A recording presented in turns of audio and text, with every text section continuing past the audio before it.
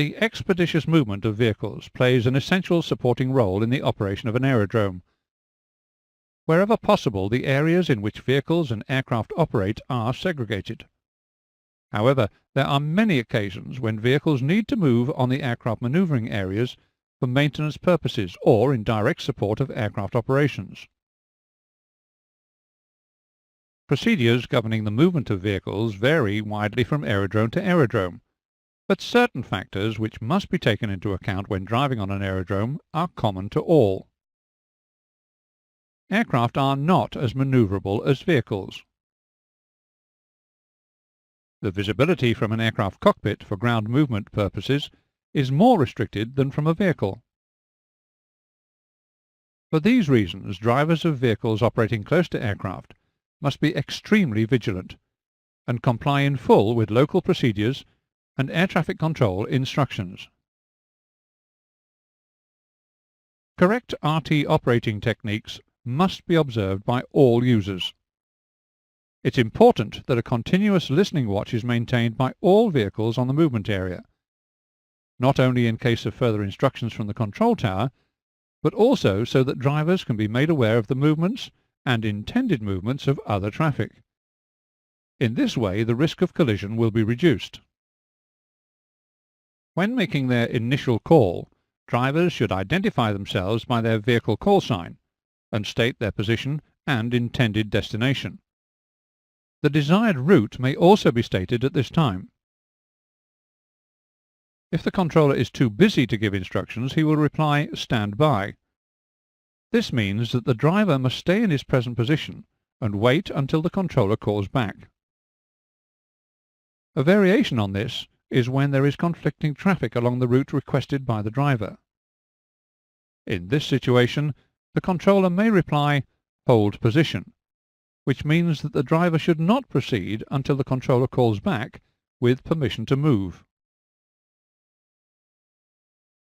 Kennington Ground, Worker 2-1, at Gate 6, request to proceed to work in progress at Holding Point Alpha. Worker 2-1, proceed to Holding Point Alpha via Eastern Taxiway. Proceed to Holding Point Alpha via Eastern Taxiway. Worker 2-1. All other responses from the controller should contain a clearly defined point to which the driver may proceed. In aircraft terms, we would call this the clearance limit.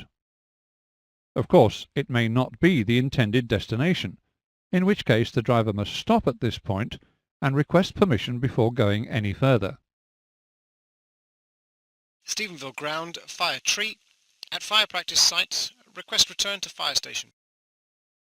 Fire Tree, proceed to Holding Point Delta 2 via Taxiway Delta. Cross runway 26 and report when vacated. Proceed to Holding Point Delta 2 via Taxiway Delta.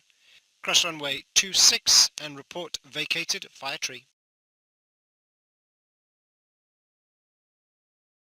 Fire Tree, runway 26 vacated. Fire Tree, roger. Fire Tree at Holding Point Delta 2. Fire Tree, roger. Cross runway Tree 1. Continue to fire station. Crossing runway Tree 1, Wilco, Fire Tree. Permission to proceed on the apron may include such instructions regarding other traffic as are thought necessary to ensure safe operation. Georgetown Apron, Tanker 5, at Gate 11, request proceed to Gate 20. Tanker 5, give way to 737 taxiing right to left, then proceed to Gate 20. Caution, jet blast.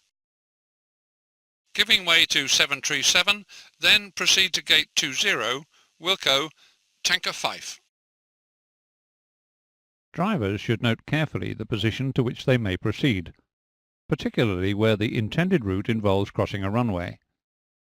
Some aerodromes may have procedures that will allow vehicles to proceed to a holding point on the movement area, and then request runway crossing instructions.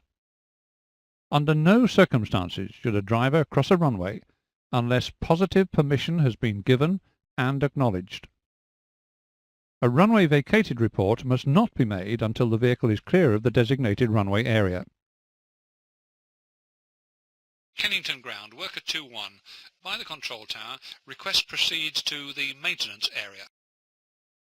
Worker 2-1, proceed via Southern Taxiway to holding point Charlie. Via Southern Taxiway to holding point Charlie.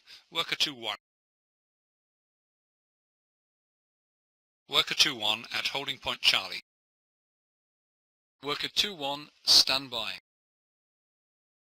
Worker 2-1, cross runway 06 to Northwest Taxiway. Report runway vacated.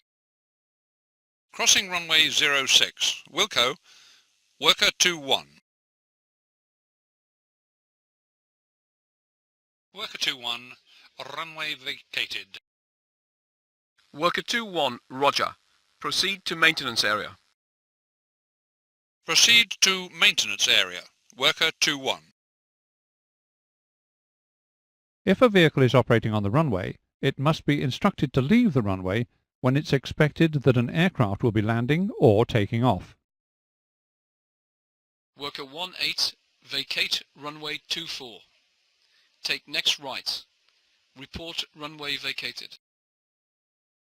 Wilco, Worker 1-8. Worker 1-8, runway vacated. Worker 1-8, roger. When a vehicle is moving on the movement area, it may be necessary to inform that vehicle of a potentially dangerous situation and to instruct it to stop. Worker 2-1, stop immediately.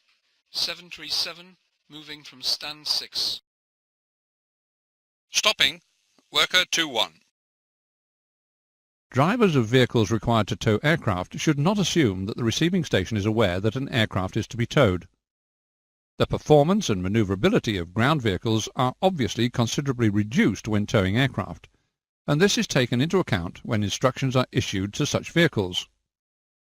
Therefore, in order to avoid any confusion and as an aid to identification, drivers should state the type and, where applicable, the operator of the aircraft to be towed. Kennington Ground, Tug 07.